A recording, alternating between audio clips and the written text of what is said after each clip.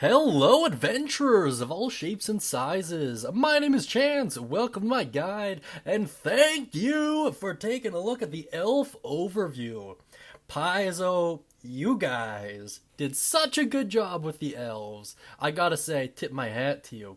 We will, in later episodes, go far more in depth into Elven society and their history, but in terms of what you need to know, the Elven society was booming, and then they got invaded by a bunch of demons, and then they essentially left the planet for some long duration of time, and then they returned to find that nothing was the same, and they're more or less in the process of rebuilding now. In terms of individuals, they're timeless. Essentially, they have incredibly long lifespans, and because of that, they have their own set of challenges that accompanies a long life, as you might imagine, but incredibly cool stuff.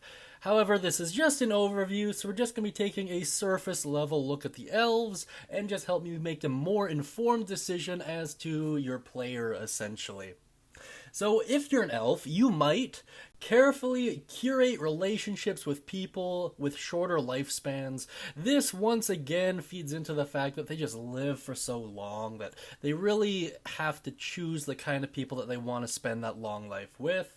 They adopt specialized or obscure interests. Now, this can be done in a lot of ways, but primarily I always look at it as more of a hobby that through decades and decades of practice, they just become so specialized in that they're just authorities, beyond authority even. You might also have features or mannerisms that reflect the environment in which you live. This can be something like greener hair, maybe more olivey skin if you live in a forest.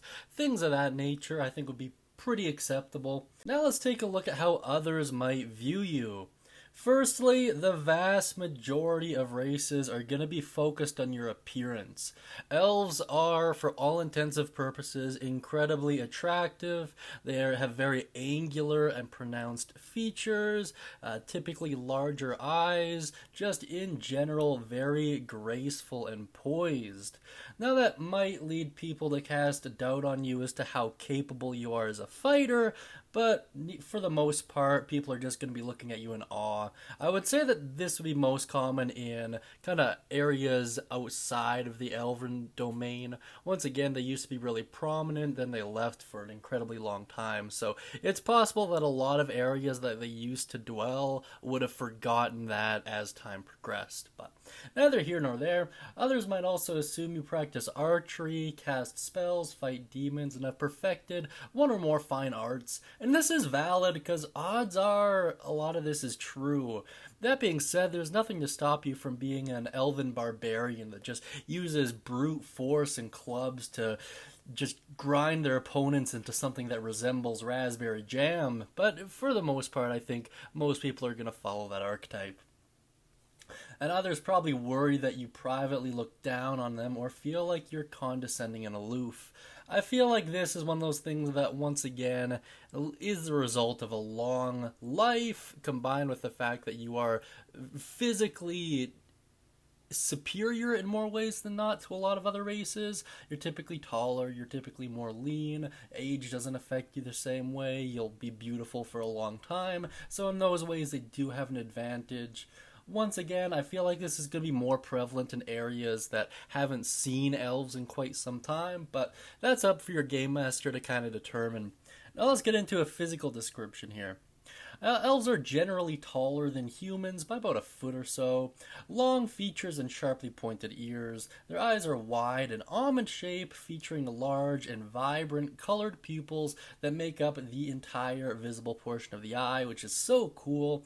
Elves reach a physical adulthood around the age of 20 and live to be about 600 years old. Now, naturally, through arcane means, there's ways of extending life, of course, but 600 years is still incredibly long relative to most other races that exist within the Pathfinder mythos. Now let's take a quick look at their society here. So Elven society peaked millennia ago, long before they fled the world to escape a great calamity. Since they've returned, rebuilding is no easy task. Elven agriculture displays their deep appreciation of beauty, and elven cities are wondrous works of art. Elves bear notorious grudges against rivals, which the elves call Uldril, is how I think it's pronounced. But these antagonistic relationships can sometimes blossom into friendships over time. However, I would consider that to be relatively rare. The downside of a long life is elves can hold a grudge for an incredibly long time, so I don't know. Once again, depends on the game world, depends on circumstances, depends on a lot of stuff, but I couldn't really see it happening a whole lot. Now let's take a look at their alignment and religion. Many elves are chaotic good. They prefer deities who share their love of all things mystic and artistic. DESNA and Shaylin are particular favorites, the former for her sense of wonder and the latter for her appreciation of artistry. Castria is the most notorious elven deities, as she represents many of the elven ideals taken to the extreme. Taking a look at DESNA, the kindly song of the spheres presides over dreams, luck, stars, and travelers. An ancient goddess, DESNA delights in freedom and mystery, and she encourages her followers to do the same. Edicts aid fellow travelers explore new places, express yourself through art and song, and find what life has to offer. As for her anathemas, cause fear or despair, cast nightmare, or use similar magic to corrupt dreams, engage in bigoted behavior. Which, I mean, makes sense, right?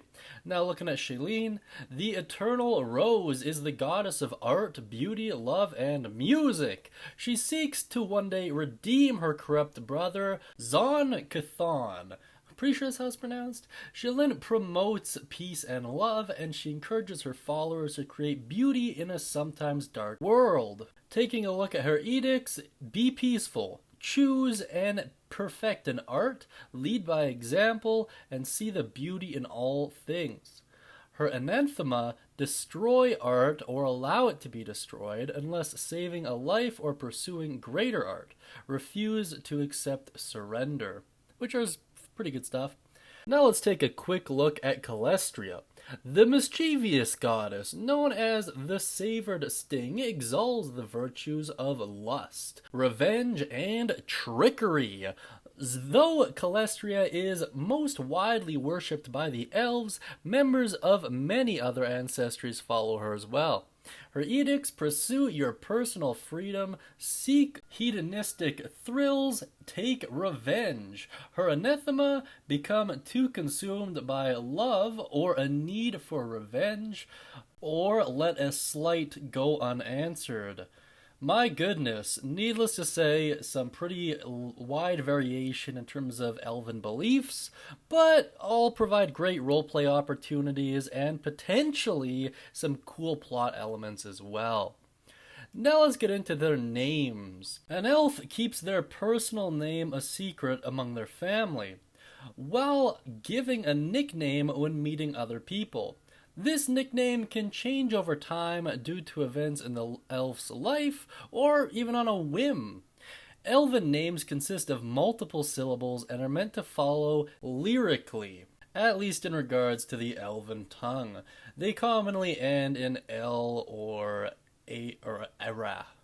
So Zerial, for example, would be a pretty good elven name, or even Farana, maybe. I don't know. Go crazy. Just once again, make sure they're easy to pronounce. Make sure there's not someone else at the table with an identical name, because that's happened to me a couple times, and it's not really any fun. However, due to the nickname element of the elven naming structure, it's going to be worth noting that you're really going to need to design two names, one being your actual name, and then the second being your nickname. And given that elves have such a long life, it could be plausible that depending on how your elf has gone about adventuring, that in different areas they may have a reputation under different names, and perhaps, potential plot hook here, had a spell cast on them that made them lose sight of a couple of those memories, and they could go into a place and unexpectedly get ambushed as a result of unexpected business. I think that'd be kind of cool.